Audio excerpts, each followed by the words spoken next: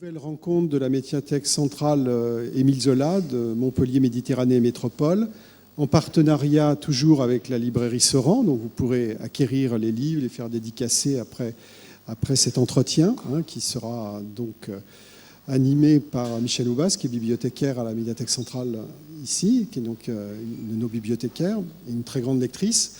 Alors c'est un plaisir de vous accueillir une nouvelle fois ici dans cette médiathèque, Monsieur Ruffin, et bien sûr, je crois que déjà vous avez déjà pas mal de monde qui s'est déplacé. Je crois que le temps, vous auriez, je pense, eu beaucoup plus de monde, mais le temps, finalement, c'est bien qu'on ne maîtrise pas totalement le temps, parce que bon, l'homme doit rester modeste aussi et se dire qu'il ne maîtrise pas tout.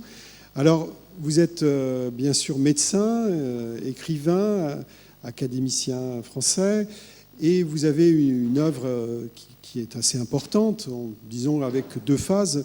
Une phase des romans qui sont plutôt j'allais dire, qui ne sont pas des romans historiques, parce que c'est des romans à part entière et pas des romans historiques dans le sens où ça raconte totalement l'histoire, mais enfin qui sont quand même proches de l'histoire, avec donc le premier, effectivement, très important, prix concours L'Abyssin, avec une immense imagination et un livre qui reste extrêmement prenant et merveilleux au titre de l'imagination. Rouge Brésil, Le Grand Cœur, ici on est évidemment sensible puisque Jacques Coeur, effectivement, moi je suis vice-président de la Société archéologique de Montpellier, on a l'hôtel dans lequel il a habité. Bien sûr, on n'a que la tour, que l'escalier, puisque l'hôtel est essentiellement quand même maintenant un hôtel 17e, mais enfin il y a une partie qui est de l'époque de Jacques Coeur.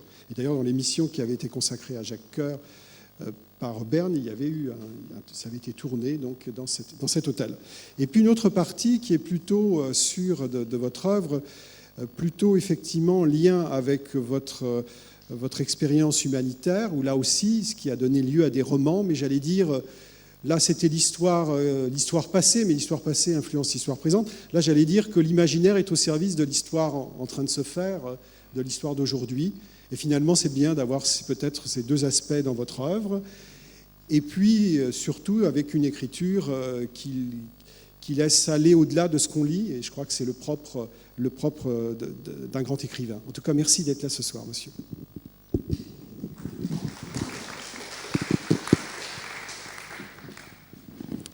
Bonsoir Jean-Christophe Ruffin et merci d'être de retour, puisque vous étiez venu en mars de l'année dernière nous parler du Collier Rouge. Alors comme on est dans une bibliothèque quand même, je vous le dis, nous avons 24 exemplaires du Collier Rouge, qui est le dernier titre, et il y en a 16 qui sont actuellement prêtés.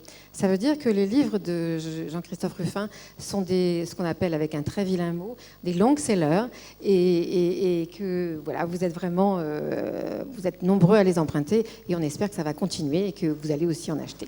Voilà. Donc, vous nous aviez annoncé, je me rappelle, très bien, je ne sais pas si vous vous en souveniez, vous nous aviez annoncé votre désir de repartir faire de la médecine dans un pays d'Afrique, et je crois que c'est ce que vous avez fait au Burundi, ou au Nigeria, je ne sais plus. Au Burundi, voilà. Alors là, je vais lire mes penses bêtes. Vous êtes allé à Musongati comme Muganga Musungu, ça veut dire médecin blanc, c'est ça. Donc vous avez fait quelques mois là-bas avant de revenir. Alors j'ai envie de vous demander, est-ce que l'écrivain de romans que vous êtes maintenant, presque à plein temps, est-ce qu'il a quand même besoin de faire autre chose de la vie pour pouvoir écrire ? Alors, avant de répondre, je voudrais d'abord vous remercier parce que vous avez bravé les éléments. Là, je suis arrivé tout à l'heure, je suis venu à la nage d'ailleurs, je suis arrivé de Bordeaux et j'ai cru que mon train n'allait jamais pouvoir atteindre Montpellier. Donc j'imagine les efforts que vous avez faits pour arriver jusqu'ici et je vous en suis très reconnaissant. C'est toujours un plaisir de revenir à Montpellier et effectivement, je suis venu l'an dernier pour le Collier Rouge et ce que vous racontez sur la manière dont il est utilisé dans les bibliothèques me fait penser à ce que j'ai entendu en Italie il y a quelques mois quand je suis allé présenter des traductions. J'ai rencontré justement des bibliothécaires et des libraires et on m'a fait ce compliment, je ne sais pas si vous me le ferez aussi, on m'a dit votre livre est marche très bien, c'est un des plus volés. Alors non mais... donc non, voilà. Nous ici on a un système pour essayer d'éviter qu'il ne soit pas volé. Donc voilà, on a les statistiques qu'on peut, mais moi j'y suis très sensible. En tout cas, c'est vrai que l'an dernier, je suis reparti un peu, en effet, en Afrique pendant quelques mois. Bon, c'est une expérience sur laquelle je n'ai pas encore vraiment fait le point, je dirais, parce que ça a été très fort, très beau, très intéressant, mais en même temps très déroutant aussi, parce que j'avais un peu l'impression de remonter le temps. Et puis voilà. En tout cas, ce qui est certain, pour répondre à la question que vous posez, c'est que j'ai besoin, moi, de continuer à vivre, parce que tous mes livres, en fait, même s'il y a en effet ces deux courants historiques et contemporains, mais tous mes livres sont inspirés, ou nourris en tout cas, par la vie, par ma vie, mais par la vie plus généralement. Je ne peux pas écrire de façon abstraite, je ne peux pas parler de pays où je ne me suis pas rendu, avec lesquels je n'ai pas un lien d'une certaine façon. Et chaque fois que je l'ai fait, ça s'est mal passé. Voilà. Alors là, c'est le cas dans le livre qu'on va évoquer aujourd'hui. Bon, il évoque une région et un pays dans lequel je me suis rendu, que je connais, comme d'autres ici, on parlera tout à l'heure. Mais voilà, c'est très important. Et c'est vrai que j'ai toujours envie et besoin d'aller nourrir ces livres. Voilà. Alors je les écris à partir de ces souvenirs ou de ces expériences. J'étais venu aussi pour Compostelle, je crois, pour présenter Compostelle. Absolument. Donc aujourd'hui, vous publiez Checkpoint, alors un titre un peu provocateur pour un roman écrit par un académicien. Mais bon, Bunel l'a déjà dit, donc on va peut-être pas s'étendre trop là-dessus. Donc vous racontez les histoires de 5 membres d'une ONG lyonnaise dans une Bosnie déchirée par la guerre civile. Et pour la première fois, je crois vraiment, vous utilisez le matériau de votre expérience dans l'humanitaire, en tout cas d'un humanitaire que vous avez bien connu, puisqu'en Bosnie, vous y êtes allé. Et pourquoi est-ce que vous publiez ce thriller? Parce que c'en est un, aujourd'hui, même si thriller, ce n'est pas non plus un mot qui est dans le vocabulaire de l'Académie française. Donc pourquoi est-ce que vous publiez ce thriller qui est situé en Bosnie, mais il y a 20 ans? Alors, un mot sur le terme anglais. Bon, c'est vrai que j'ai hésité, puis je me suis dit, voilà, mes petits camarades de l'Académie vont peut-être me tirer les oreilles. Finalement, pas trop, pas du tout même d'ailleurs, parce qu'ils le savent. On a beau essayer de lutter contre l'envahissement de l'anglais, Dieu sait que vraiment on s'occupe beaucoup de ça. Il y a des mots anglais qui maintenant ont atteint, j'allais dire, une diffusion internationale telle qu'il est très difficile de les remplacer par autre chose. C'est vrai aussi des mots français d'ailleurs dans certains secteurs, notamment la cuisine, etc. Voilà. Bon, donc alors ce mot-là n'est pas dans le dictionnaire pour le moment. On a check-up, checklist, par exemple, qui sont aussi des mots d'origine. Il ne devrait pas tarder à y rentrer. Oui, mais pour celui-là, non. Alors pourquoi avoir choisi ce thème de la Bosnie? J'en sais rien. Ça fait partie aussi des mystères de la mémoire, ça. Les souvenirs reviennent à certains moments et puis s'imposent comme des sujets. Moi, je n'écris plus dans les contrats. Par exemple, quand je fais un contrat avec un éditeur, avant, je n'écris plus le sujet du livre. Parce que si vous faites le contrat 1 an, 2 ans avant, autrefois, on me faisait écrire, on me disait, voilà, vous signez un contrat sur tel sujet. Et puis, je n'apportais jamais le livre qui était prévu. C'est-à-dire que je leur disais, je vais écrire sur, je ne sais pas quoi, l'Espagne au XVIIe siècle, et puis j'arrivais avec un livre sur le Brésil, n'importe. Donc maintenant, voilà, on laisse ça ouvert, parce que, en fait, moi, j'ai besoin, pour écrire un livre, d'en avoir envie. Ça a l'air idiot, mais je ne fais pas partie des gens qui souffrent en écrivant. J'aime ça. Écrire des livres, je ne le fais pas pour m'ennuyer, ni pour ennuyer les autres. Donc j'ai besoin d'avoir envie de me plonger dans un monde. Et je ne sais jamais, moi j'écris l'hiver, alors je ne sais jamais, à l'entrée de l'hiver, qu'est-ce qui va m'attirer, qu'est-ce qui va m'habiter. C'est souvent par une rencontre.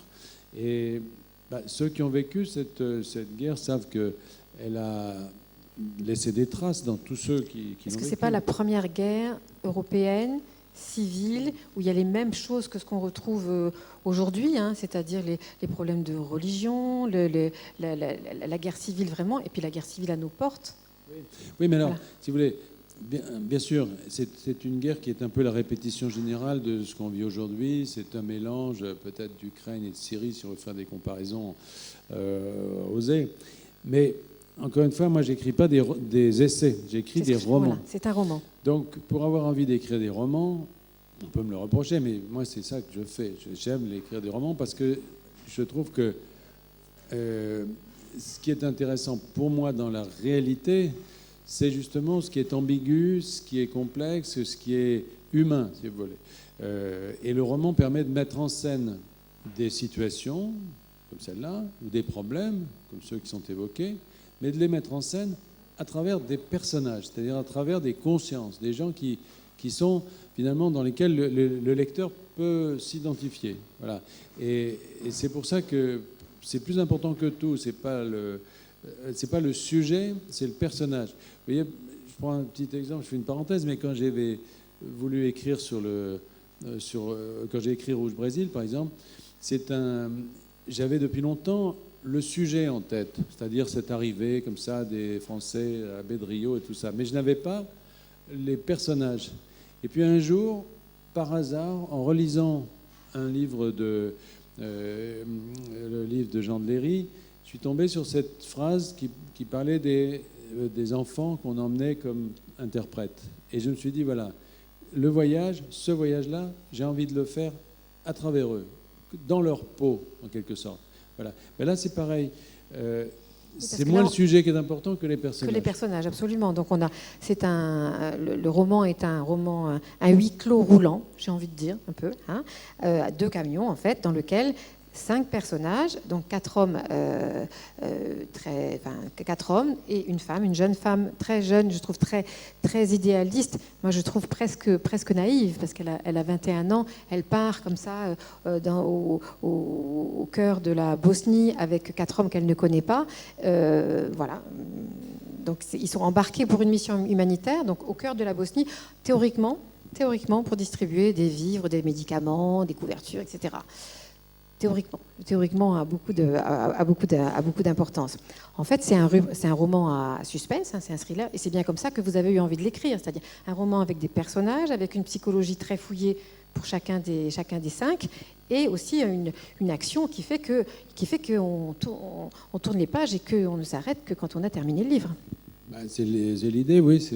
Tant qu'à faire, autant tourner les pages vers l'avant en plus. C'est mieux. Mais c'est vrai que, bon, c'est aussi d'abord peut-être un hommage que j'ai voulu rendre en fait au côté romanesque de ces équipes humanitaires, j'allais dire même de ces équipés. Et d'ailleurs, depuis que je présente le livre, j'en rencontre beaucoup. Je sais qu'il y en aura d'ailleurs. Il y en a dans la salle, oui. Mais je rencontre beaucoup de gens qui ont vécu ça. Alors, ils n'ont pas forcément vécu comme moi, ils ont une autre expérience et tout, mais qui viennent souvent après comme ça, leur rencontre. Ils viennent me montrer des photos avec leur camion, avec ce qu'ils ont vécu, parce que voilà.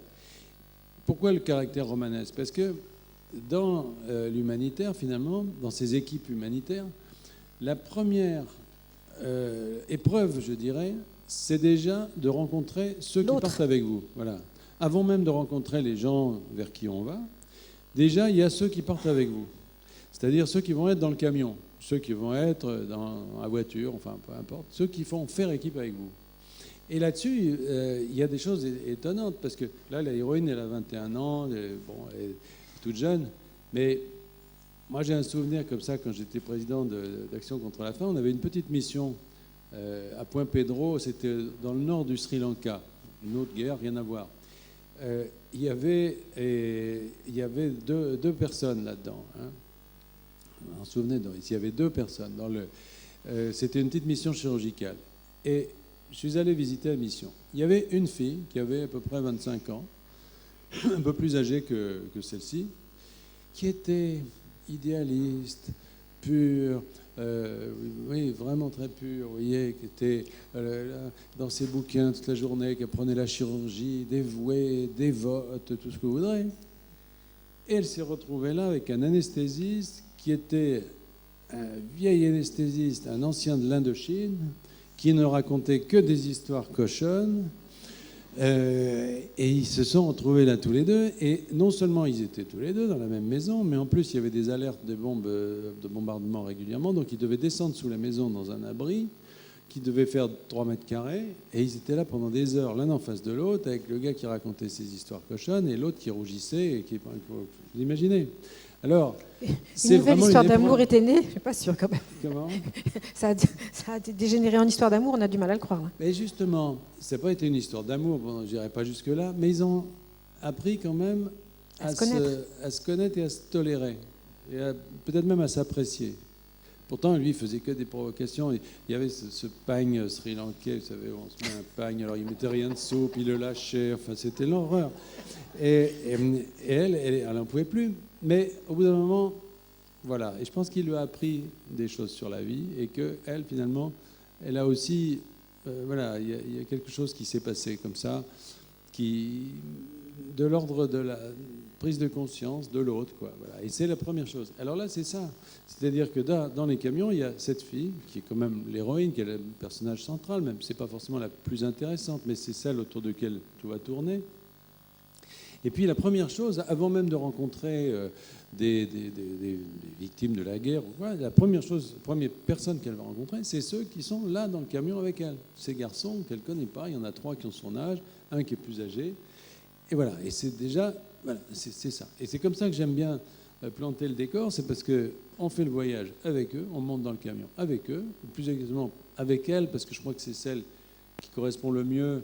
Au fond, quand on ne connaît pas ces milieux, c'est un peu l'image qu'on se fait de l'humanitaire. C'est cette fille généreuse, idéaliste et tout. Bon, on monte avec elle, puis on rencontre les autres personnages, ils sont pas novices. Il y a 2 anciens militaires qui sont déjà allés en Bosnie et qui, pour des raisons qu'on va un petit peu évoquer peut-être, se sont tournés vers l'humanitaire.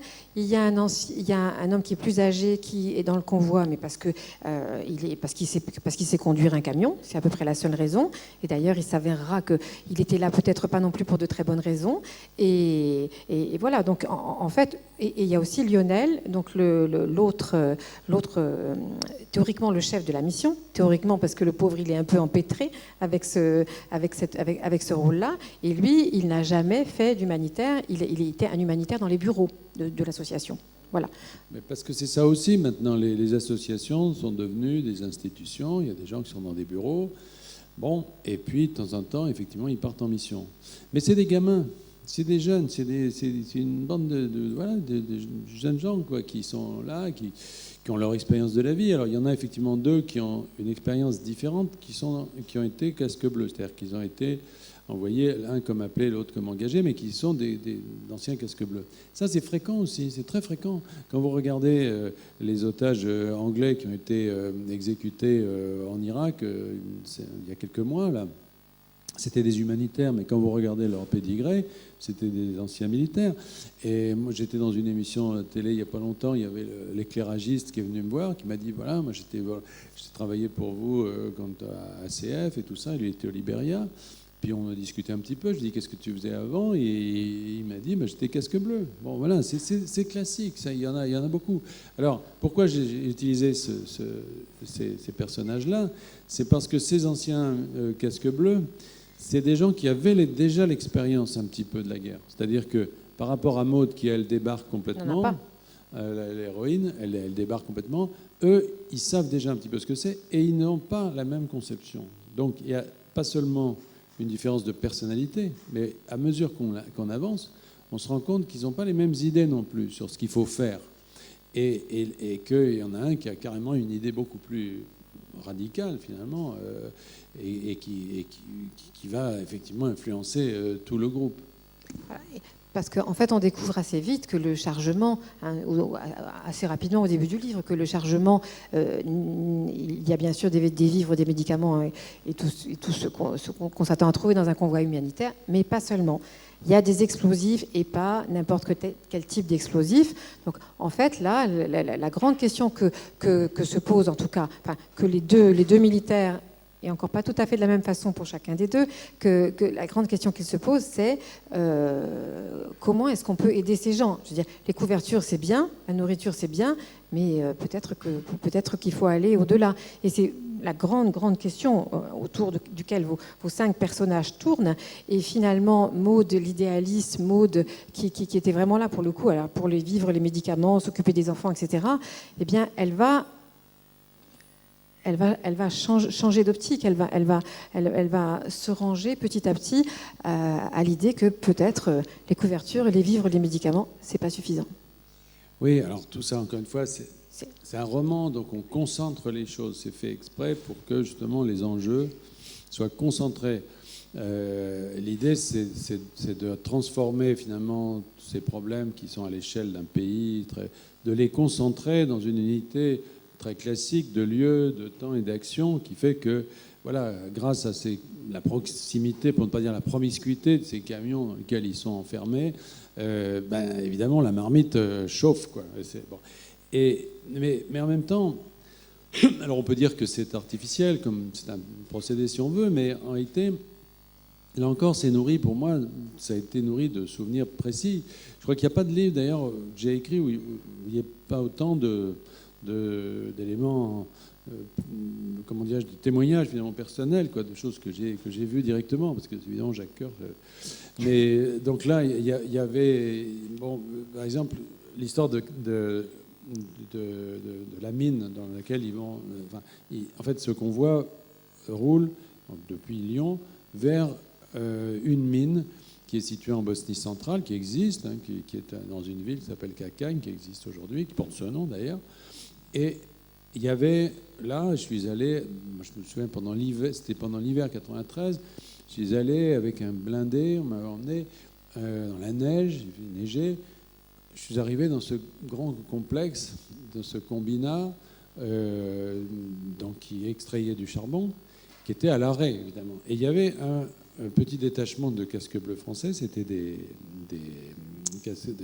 gens du génie, qui étaient là, et qui gardaient la mine, d'abord, pour pas qu'elle soit détruite, et les réfugiés, parce qu'il y avait quelques personnes, il y avait des femmes, des enfants, des jeunes, en tout cas, qui s'étaient réfugiés là, pendant les combats, qui s'étaient mis sous la protection des casques bleus. Bon. Et comme la mine était arrêtée, ils les avaient logés dans les fours, les grands fours, froids évidemment, les grands fours à coke.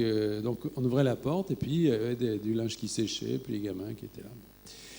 Et les petits casques bleus, les petits jeunes là qui m'avaient emmené, ils me faisaient visiter ça.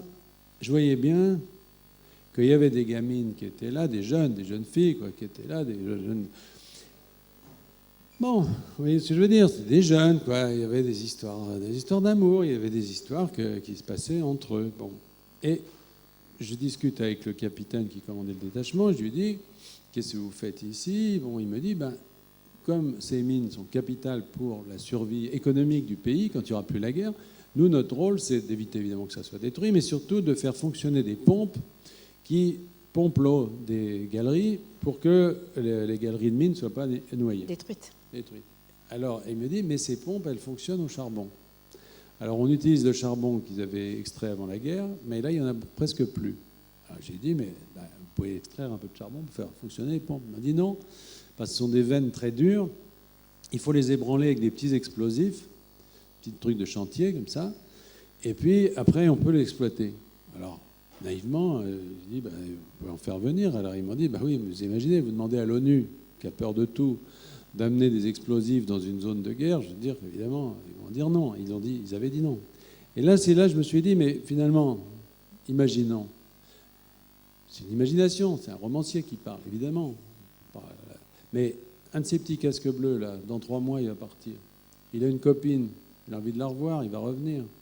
Et s'il revient, c'est une tentation de mettre une petite caisse avec ces petits explosifs dans le camion, de le planquer. C'est courant. Il y a toujours eu des histoires comme ça, de matériel qui n'était pas exactement ce qu'on pensait, qui était planqué dans les camions. Pas seulement en Bosnie, mais on avait ça en Pologne, on avait ça partout. Ça a toujours existé. Parfois, c'était des provocations, parfois, c'était... Bon. Et voilà. Et c'était l'origine du livre, quoi. C'est-à-dire que je me suis dit, voilà, tiens, oui, voilà, 2 camions, et puis Alors, ils vont partir comme ça. On va pas tout raconter, mais c'est pas Non, marrant, non, non, non. sinon. Donc 2 camions, 5 personnages, et vraiment on traverse la Bosnie. Et moi, ce qui m'a frappé dans vos descriptions de paysages, alors d'abord tout est blanc. Je dirais que la couleur du livre c'est blanc. Il neige tout le temps. Il neige beaucoup quand même dans le livre. Hein. Et là, ce qui m'a frappé, c'est qu'à chaque fois que vous évoquez la nature, c'est plutôt beau. Et dès que vous parlez de choses de l'humain, c'est sale, c'est laid, c'est triste, c'est glauque. Est-ce que c'est ça la réalité que... En tout cas, en tant que lectrice, je peux vous dire que moi, d'abord, j'étais dans le camion avec les 5. Il n'y a aucun problème. On s'identifie vraiment. Moi, j'étais dans le camion avec les 5. J'ai senti le cambouis, le camion qui est en panne, la durite arrêtée et tout ça. Là, je peux vous dire que vraiment, quand on est lecteur de romans, on ne peut pas ne pas être pris par cette histoire entre les personnages, même si tout ça est très imbriqué. Hein. C'est ça la force de ce livre, je trouve, c'est l'imbrication entre l'histoire, les personnages, et puis aussi la situation décrite, les changements de point de vue. Tout ça fait que c'est très intéressant. Où j'en étais ? La neige. Oui, merci. La différence, c'était entre, je vous dis, l'humain qui est... Ce qu'a fait l'humain est laid et sale, et la nature est belle. Est-ce que... Il y a un peu de ça, parce que c'est vrai que c'est un pays qui a pas mal souffert c'est un pays, la Yougoslavie, de Tito, influence soviétique, etc. Bon, elle a été très défigurée quand même par des pylônes, des tuyaux, il y a beaucoup de choses, des sites industriels moches. Des villages, il y avait un impôt, vous savez, on ne payait pas d'impôt tant qu'on n'avait pas crépi sa maison, etc. Alors tout était un peu dépenaillé. Bon, il y avait un petit côté comme ça. En même temps, puis le livre se situe, j'avais situé volontairement en automne, quand les arbres perdent leurs feuilles, que le paysage devient un peu gris. Et c'est vrai que, en plus il y a la guerre, bien entendu. Donc voilà, il y a des destructions, il y a des façades crevées par des obus, des trucs comme ça. Bon, tout ça est quand même pesant. Et puis tout à coup, il y a la neige. Et dans ce pays, quand la neige arrive, en quelques heures, parfois ça se passe la nuit, vous vous réveillez. Alors c'est vrai partout, mais là c'est particulièrement vrai. La neige sert de révélateur tout à coup de la beauté, de la force du paysage. Parce que ce sont quand même des paysages magnifiques. Paysages des Balkans, ces montagnes, ces îles, pour parler de la Croatie, mais là ça se situe un peu plus haut dans les montagnes, que ce soit l'Herzégovine, la Bosnie, tout ça, ce sont des paysages magnifiques, mais qui ne se voient, si je puis dire, qu'on découvre avec la neige. Et tout change, c'est-à-dire que les bruits changent, la lumière change, les formes changent.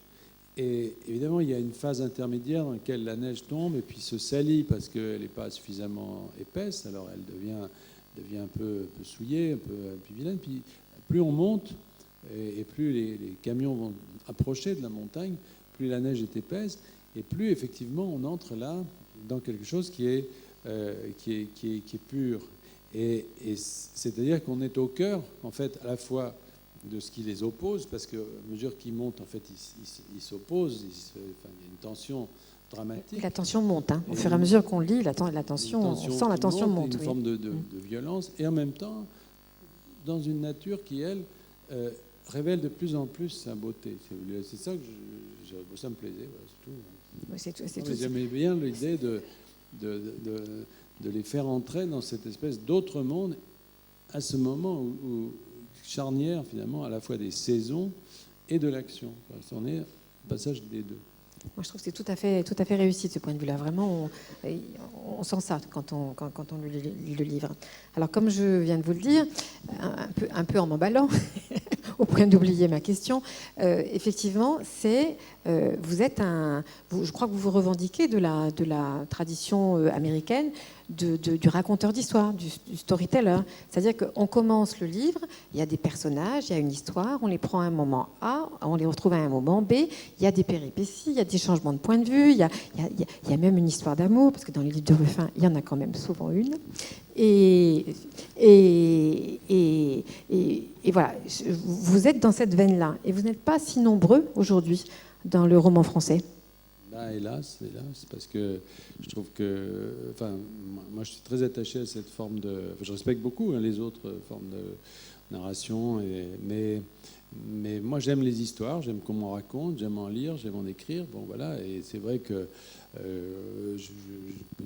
c'est un peu aujourd'hui, je dirais pas démodé, mais enfin c'est vrai que c'est pas forcément ce qui est valorisé, en tout cas par la critique, mais par le public, oui, ça c'est certain, parce que je crois que c'est quelque chose dont on a besoin. Et puis, c'est une forme presque de politesse, moi, que j'essaie d'avoir à l'égard du public, que même quand j'essaie d'exposer des idées ou quand il y a un enjeu, pour moi, dans un livre, j'essaie quand même toujours de faire en sorte que le lecteur le découvre par lui-même, c'est-à-dire pas de lui asséner des choses. Bon.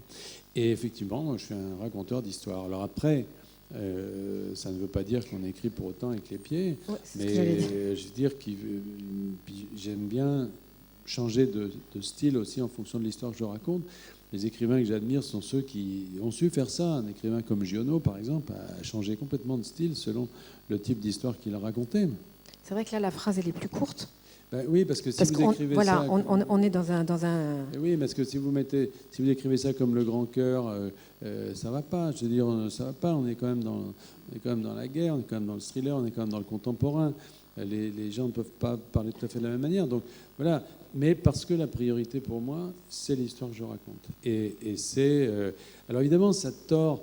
C'est toujours l'histoire de Dumas qui fait des beaux enfants, mais à l'histoire, bon, mais on résume un peu les choses, on trahit forcément un petit peu, etc., parce qu'on les condense, on les concentre. Il faut que l'histoire prime au bout d'un moment, et effectivement, l'idée n'est pas du tout de raconter. C'est pas un livre historique sur la guerre en Bosnie, pas du tout. C'est d'ailleurs pas le sujet du livre, c'est le décor du livre. Voilà. Donc c'est plutôt on peut relever des inexactitudes. Par exemple, j'ai situé le moment charnière où il va y avoir ces frappes aériennes de l'OTAN qui vont faire basculer la guerre. Je l'ai situé, en fait, justement, entre l'automne et l'hiver, parce que je voulais que l'histoire se déroule à ce moment-là. Mais en réalité, historiquement, ça s'est déroulé à un autre moment. Ça s'est déroulé à la fin du printemps. Et bon, mais à la limite, peu importe. Ce n'est pas l'essentiel. Pour moi, l'essentiel, c'est la vie des personnages, le fait qu'on s'identifie à eux et que grâce à ça, on fait un chemin qui permet de découvrir des choses auxquelles on ne s'attend pas forcément. Voilà. Et ce chemin, c'est vrai qu'avec le doute qui assaille Maud sur comment l'humanitaire, parce que finalement, elle finit quand même par se poser des questions et puis quand même épouser la cause de ceux qui pensent que les couvertures, c'est bien, mais les armes, quelquefois, c'est bien aussi.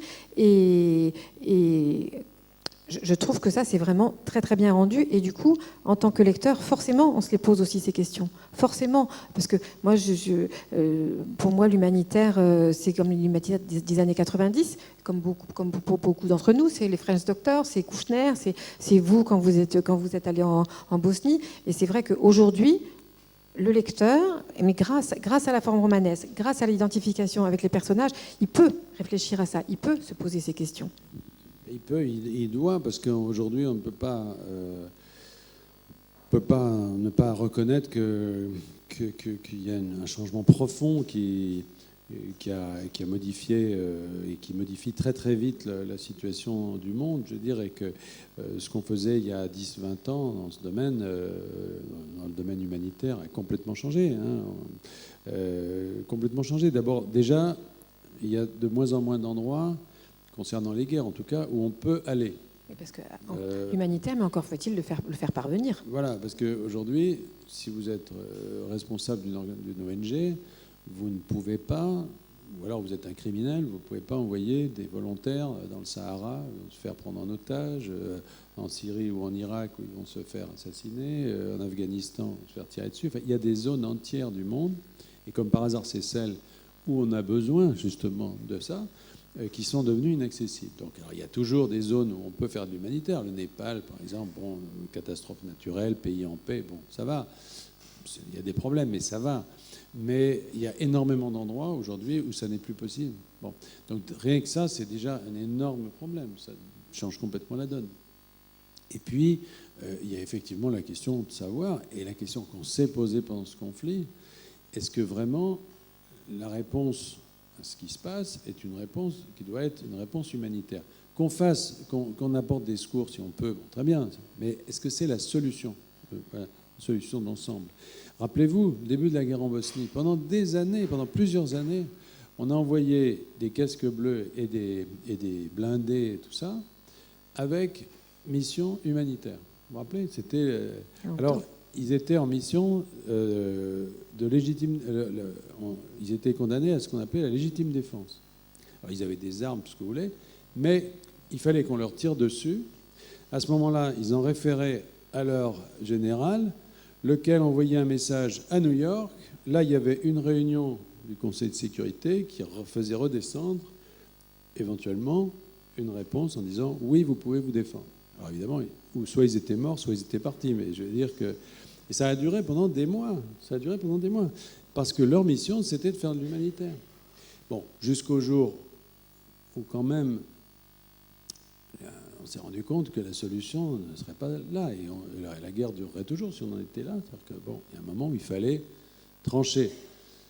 On a eu tort, on a eu raison, j'en sais rien. Mais en tout cas, c'est ce qui s'est passé et la guerre s'est terminée. Bon, là, j'en parle de façon abstraite. Mais eux, ils se posent ces questions-là dans leur camion, là. Ils se posent ces questions-là concrètement pour eux-mêmes. Et je crois que tous les humanitaires qui ont participé à ça, à un moment donné, se la sont posé la question. Voilà. Donc voilà, si vous voulez, c'est une manière de vivre ça, de le vivre soi-même, comme si on conduisait, et puis voilà, toutes ces questions, elles sont pas, c'est pas des grandes questions qui se posent dans les chancelleries, dans les gouvernements et tout, non, c'est des trucs qui se posent au quotidien et qui éclairent aussi le présent. Et la forme romanesque là que vous avez choisie, ça permet de ne pas avoir des points de vue tranchés. C'est-à-dire qu'on peut partager les doutes de Maud, on peut être d'accord ou pas. Même vos personnages, c'est pas toujours d'une... Voilà. Et moi, je trouve ça intéressant de se poser ces questions, mais dans le cadre romanesque, parce que évidemment, vous avez fait en 93 un livre qui s'appelait Les pièges de l'humanitaire. Voilà. Donc là, pour le coup, c'est un essai, c'est une réflexion critique, mais là, c'est pas ce que vous proposez là. Chaque lecteur se fait un peu sa propre philosophie. Moi, j'ai trouvé ça très intéressant. Alors, je crois que maintenant, il y a des gens qui ont lu le livre. Ils ont sûrement des questions à poser et on va leur passer la parole. Alors, je dois vous dire d'abord, avant de commencer, que voilà, il doit absolument partir à 8h. Il y a un impératif là, c'est l'avion, donc il part à 8h, dernier carat. Il va signer les livres que vous souhaitez faire dédicacer. Voilà.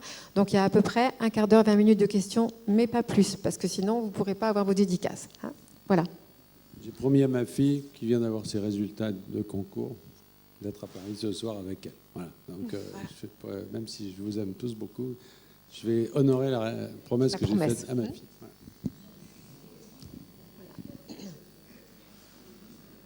On commence par lui? Allez. Ouais, d'accord. Non?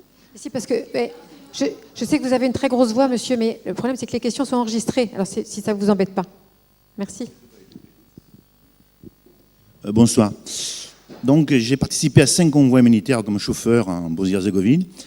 Et j'ai beaucoup d'amis qui ont fait pareil. Et donc, nous vous respectons, monsieur Ruffin, pour votre engagement pour la Bosnie. Vous étiez un des rares intellectuels français qui avait une position courageuse, exemplaire et juste. Donc, on vous admire et on vous remercie. Moi, j'ai fait convoi humanitaire. Et quand j'ai lu votre bouquin, je pensais que c'est un bouquin, un livre qui a traité, même si c'était un policier, un thriller, dans un environnement de guerre qui a tué 100 000 personnes. J'ai lu ce livre en 2h30, parce que je lis très bien, très bien écrit, ça lit très bien, bravo. Mais j'ai presque pleuré, puis je me suis dit, comment M. Ruffin, qui a tant été juste dans ce conflit, a fait un thriller entre Français sur une trame de road movie, ou excusez-moi le mot anglais, un peu classique, avec à la fin la bagarre, règlement de compte avec hockey choral. Ça me paraissait en dessous de ce que vous auriez dû faire et pu faire. J'avais estimé que vous devez faire, peut-être j'ai eu tort, parce que je vous admire, comme, je sais pas moi, comme Hemingway, pour Question de Le Glas, ou Orwell, Dieu la Catalogne, ou l'espoir. Et là, je me retrouve avec un thriller entre Français. Alors, les Français qui ne sont pas dans Bosnie, pour qui le conflit est lointain, c'est quand même un peu décevant et un peu triste. Parce que, franchement, je trouve que 100 000 morts, c'est pas loin, la Bosnie, hein, ce sont des gens qui sont... Et ce livre, moi, c'est vraiment à la fois content d'avoir lu avec beaucoup de plaisir, mais d'une pauvreté par rapport aux enjeux que vous traitez un petit peu à la fin. Hein. Je suis d'accord sur une position politique, mais on sent une pauvreté philosophique, politique, ou alors, par exemple, vous parlez de la violence. Vous dites, par exemple, ils sont semblables, ces camps qui se battent. C'est intéressant, mais ça s'arrête là, il y a des petites touches comme ça, alors que Hemingway... Malraux, d'autres vont plus loin. Alors, peut-être que je suis trop exigeant vers vous. Voilà, j'arrête là. Monsieur Ruffin, répondre, ça serait bien. Non, mais on en a parlé tout à l'heure avec Lucien, parce que, bon, qui m'a dit quand même, et si vous êtes tout à fait honnête, vous le répéterez en public, que vous avez retrouvé là-dedans des choses que vous avez vécues. C'est-à-dire que, voilà, il ne s'agit pas comment dire, encore une fois, ce n'est pas un livre sur la guerre de Bosnie, vraiment. C'est-à-dire que je n'ai pas peut-être le talent et en tout cas l'intention dans ce domaine d'administrer la vérité sur les Serbes, les Croates, les musulmans qui se sont battus. Je n'ai pas écrit sur cette guerre, j'ai écrit sur les humanitaires. Bon. Et là-dessus, je pense que les enjeux, ils y sont. Bon. Alors après, évidemment, c'est un thriller. C'est un thriller, ça c'est sûr. Peut-être parce qu'aujourd'hui, on est plus habitué à ces formes-là qu'à la forme classique. Mais bon, il y a un peu de paradoxe dans ce que vous me dites. D'ailleurs, on s'est parlé avant la rencontre. C'est pour ça que je sais ce que pense notre ami. Moi, ce que je retiens, c'est que quand même, vous l'avez lu en 3 heures. Et ça me fait plaisir. Voilà. Parce que même 2h30, là, vous avez même accéléré. Donc, ça veut dire que vous avez été pris. Vous avez été pris. Et s'il faut aller au-delà, eh ben, d'abord, vous pouvez le faire avec l'expérience qui est la vôtre. Et je pense que chaque lecteur peut le faire aussi à sa manière. C'est-à-dire que moi, je ne suis pas un directeur de conscience. Je ne suis pas là pour dire ce qu'il faut penser sur, encore une fois, les uns et les autres. Voilà. Donc, bon, mais... il y a matière à débat. Moi, j'accepte vos critiques, je les reconnais. Et quant au talent des uns et des autres, je ne me compare pas aux auteurs que vous avez cités parce que je ne prétends pas avoir leur génie. Donc voilà, je fais ce que j'ai pu, qu'est-ce que vous voulez.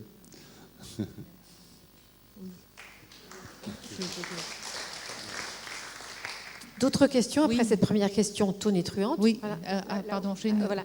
Oui, alors tout d'abord, un peu hors sujet, mais tout d'abord, je voudrais vous féliciter d'avoir présidé le jury du Livre Inter qui a couronné Jacob de Valérie Zinati. Parce que je trouve que elle est formidable quand elle écrit, elle est formidable quand elle traduit, et je suis heureuse que vous ayez été le président. Juste Hélène, je poursuis en disant que Valérie Zinati est prix du Livre Inter. Nous avons tous les exemplaires de ses livres. Il y a même actuellement sur le site du portail des médiathèques une interview de Valérie Zinati. Oui. Parenthèse refermée. Et ces traductions d'Aaron Appenfeld aussi, qui sont remarquables. Pour revenir à votre livre... Moi, j'ai rien fait, hein. J'étais juste président, ça veut dire j'ai juste... Non, c'est mais... les 24 jurés oui. qui... j'étais ravi que ce soit elle, mais je veux dire, je suis 1/25e de la... Voilà, donc il faut vous rendre hommage à tous les jurés qui ont été... C'était formidable d'ailleurs, ce débat. Ils avaient tout lu, c'est passionnant le Livre Inter, hein, parce qu'ils sont... Les personnes qui participent, les auditeurs qui participent, jouent vraiment le jeu, quoi. Et alors, pour revenir au livre, alors, j'ai pas lu le roman, mais j'ai lu la postface. Et j'ai trouvé que la postface était tout à fait remarquable. Parce que vous expliquez bien l'interrogation entre ce qui était l'humanitaire pacifique et qui devient un humanitaire armé maintenant. Alors, la question que je voudrais vous poser, finalement, est-ce que le roman introduit à la postface, ou est-ce que cette postface, vous l'avez écrite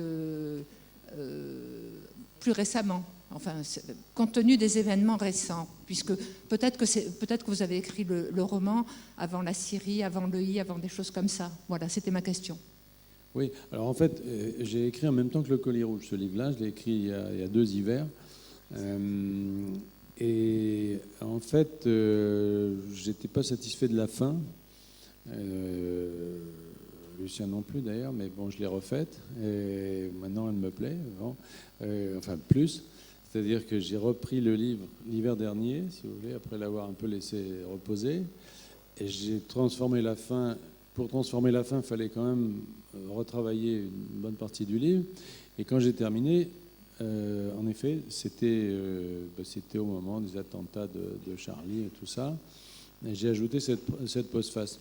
Moi, je mets toujours, pratiquement toujours, sauf que je ne l'avais pas fait, je crois, dans le Collier Rouge, mais je mets toujours une postface dans les livres un peu gros, pour plein de raisons. La première, c'est une raison de justice par rapport aux sources que j'ai pu utiliser, parce que voilà, il m'arrive souvent, dans les livres historiques en particulier, de m'inspirer ou de lire tel ou tel historien.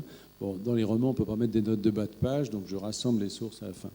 Et puis, je fais toujours un petit peu une explication aussi de la genèse du livre, c'est-à-dire pourquoi, et en particulier dans les romans historiques, j'essaie de faire la part de ce qui est vrai et pas vrai, parce que les lecteurs s'intéressent beaucoup à ça. C'est une question que les gens vous posent beaucoup. Qu'est-ce qui est vrai, qu'est-ce qui n'est pas vrai? Bon.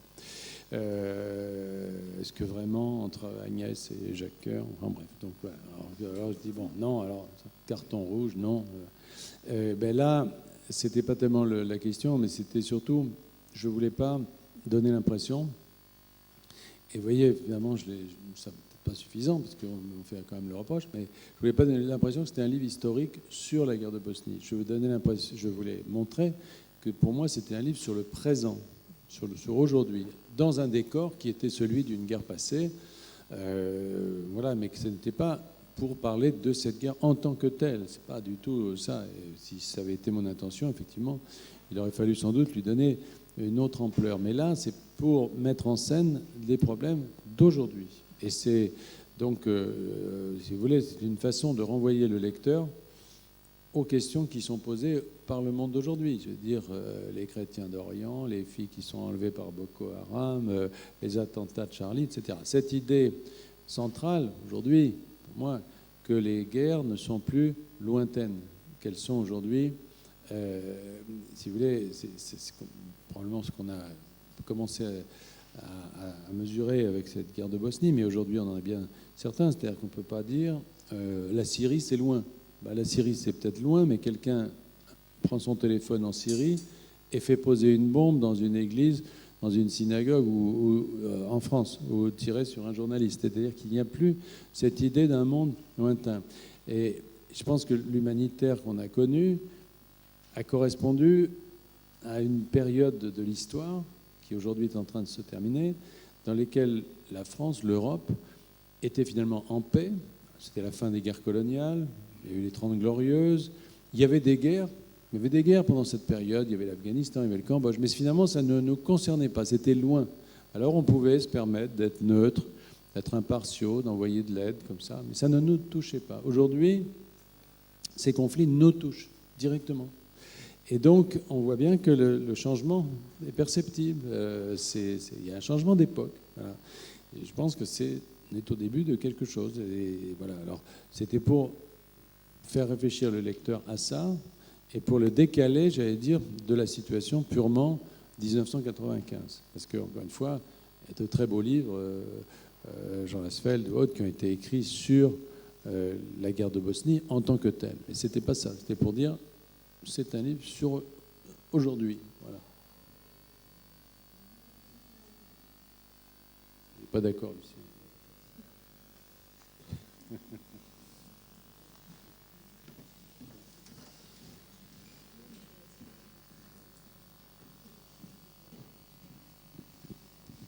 Merci, je suis désolé de vous avoir fait la diagonale. Oui, à la fin de ce livre que j'ai trouvé absolument passionnant, et quand on se retourne un moment, on se dit, mais finalement, la mission humanitaire qui est décrite là, c'est quasiment un échec, quoi, avec le retournement final, avec ces 5 personnages dont au moins 4 sont des gens un peu bizarres et avec des objectifs différents, et même celui qui conduit le camion, qui fume des chichons à longueur de page. Au total, on se dit, est-ce que c'est pas un regard désabusé sur l'humanitaire? Et je voudrais savoir si ce regard désabusé que j'ai ressenti moi, c'est également celui que vous faites passer, d'autant plus que j'ai déjà lu un livre dont je ne me souviens plus le titre, sur l'humanitaire aussi, où j'avais eu même cette sensation.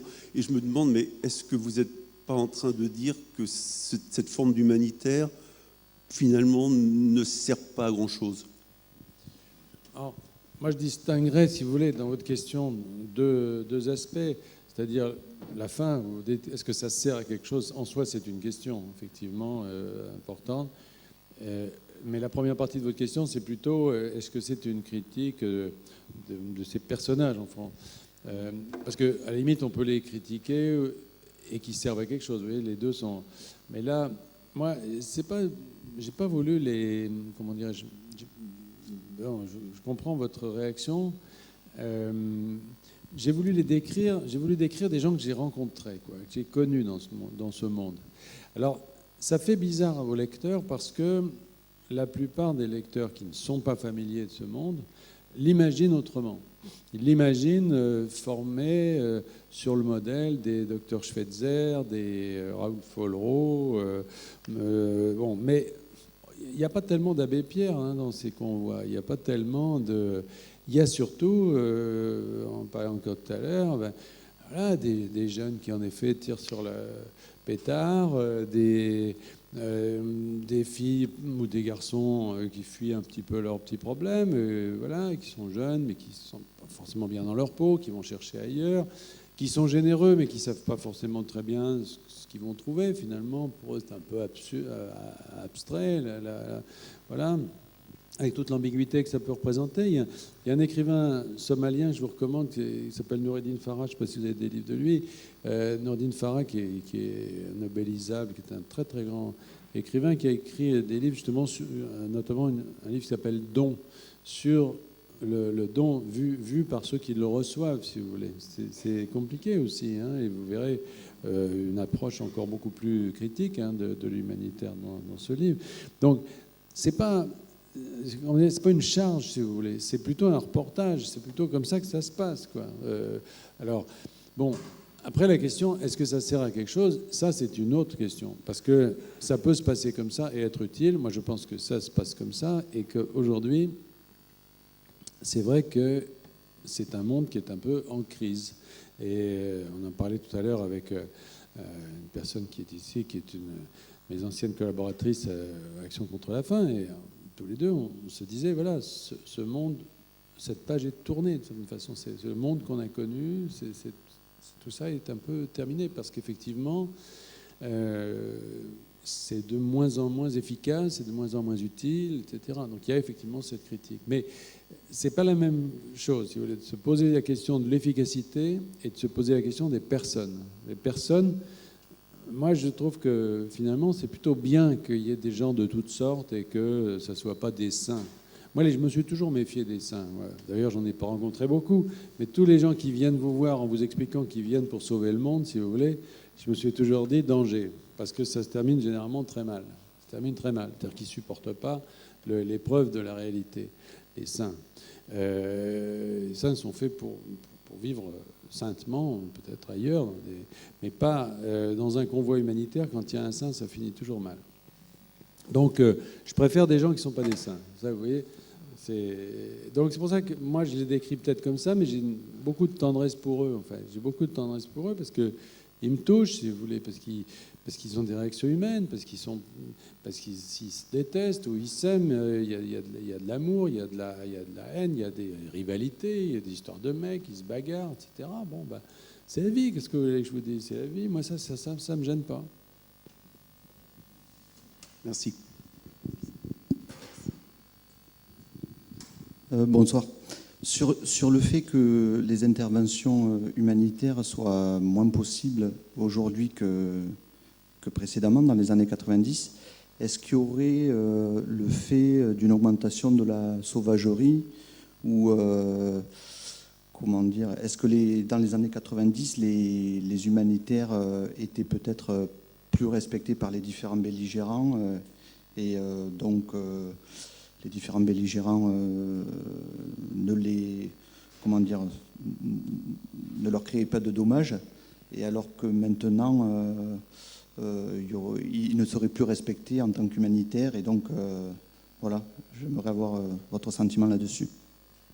Je pense que ce qui a fait beaucoup de mal dans un premier temps, si vous voulez, à ce type d'action, c'est le fait d'avoir vu arriver, d'avoir les politiques et les armées dans le champ humanitaire. C'est-à-dire qu'à la fin de la guerre froide, rappelez-vous, finalement, on ne savait pas très bien quoi faire face à ces nouveaux conflits, etc. Et les politiques ont trouvé ça formidable. On envoie les armées pour faire de l'humanitaire. De ça partout, on envoie des casques bleus partout. Pour un homme politique, c'est une tentation extraordinaire de se faire photographier devant un avion de secours. Je veux dire, c'est toujours sympa. Bon. Donc, on a vu arriver les militaires sur le terrain de l'humanitaire. Prenons l'exemple de l'Afghanistan, par exemple. Ça a été très difficile, très difficile. Les organisations, les associations qui travaillaient là-bas et qui ont vu arriver les militaires américains, puisque c'était essentiellement eux qui venaient faire de l'humanitaire, étaient catastrophées, parce qu'elles disaient « Comment voulez-vous que les populations locales nous considèrent comme neutres alors que vous avez à côté de nous un militaire qui fait la même chose ?» Et je me souviens du Kosovo, où il y avait des conférences de presse comme ça par l'OTAN. C'était assez extraordinaire. Vous aviez 2 militaires américains, 2 clones, ils étaient habillés pareil, en treillis pareil. Et il y en avait un qui disait « Voilà, moi je suis la branche humanitaire », et l'autre disait « Je suis la branche militaire ». Et c'était les 2 frères jumeaux. Bon, comment voulez-vous que les populations locales fassent la différence? Ils ne le font pas, forcément. Donc ils vous considèrent comme un belligérant. Et s'ils vous considèrent comme un belligérant, ils vous tirent dessus comme sur un soldat. Donc ça a été le premier moment, et ça a été très difficile. Il y a eu des débats sans fin pour dire aux militaires, écoutez, on peut essayer de faire un partage des tâches, quoi. Puis ensuite, il s'est passé quelque chose de nouveau encore, c'est qu'on a commencé à voir déjà à la frontière du Pakistan et de l'Afghanistan, et finalement il y a déjà assez longtemps, c'est la montée en puissance, disons, de mouvements, notamment de mouvements fondamentalistes religieux, qui prenaient les humanitaires pour cible parce qu'ils les considèrent comme l'incarnation de valeurs qu'ils refusent. Donc ça a commencé avec... je me souviens dans les camps à Quetta, tout ça au Pakistan, où on ne pouvait pas envoyer d'hommes pour s'occuper de femmes dans les camps de réfugiés. Il a fallu envoyer des femmes s'occuper des femmes. Puis ensuite, on ne pouvait pas envoyer d'étrangers non musulmans s'occuper des femmes. Puis finalement, on ne pouvait plus envoyer personne. Et puis, degré supplémentaire, dans le Sahara, après au moment où se sont formées les katibas algériennes, dans le Nord Mali et tout ça, les humanitaires pris en otage spécifiquement, ciblés, c'est-à-dire avec des raids de plusieurs centaines de kilomètres pour aller les prendre en otage, parce que c'est une monnaie d'échange, parce que c'est aussi l'incarnation d'un Occident qui était considéré comme un ennemi. Donc vous voyez, il y a eu une montée en puissance qui fait que sur de très nombreux théâtres aujourd'hui, leur présence n'est plus possible parce qu'ils sont pas seulement, ils ne prennent pas seulement un risque, ils sont ciblés, ils sont visés directement. L'heure s'avance, je suis désolée, on va devoir s'arrêter là. Moi, je voudrais vous redire, c'est vrai que les questions humanitaires, elles sont inévitables, hein, mais que c'est un fantastique roman, voilà. Ce qu'il faut pas oublier. Juste avant que vous puissiez acheter les livres et les faire dédicacer si vous le souhaitez, le 30 juin, il y aura une rencontre qui n'est pas inscrite dans notre petit dépliant des rencontres. C'est la rencontre avec Alain Monnier qui avait fait, certains le s'en souviennent peut-être, déjà, ils avaient publié 3 romans autour de Parpo, Parpo le Bienheureux, Parpo le Retour, signé Parpo, voilà. Et donc il revient avec un 4e livre, ça va la santé, voilà. Et donc il y aura à la fois Alain Monnier, l'auteur, mais aussi Alain Martin, l'éditeur, les 3 premiers Parpo. Donc je vous engage vraiment à venir pour cette soirée qui devrait vraiment être très intéressante aussi. Merci à vous.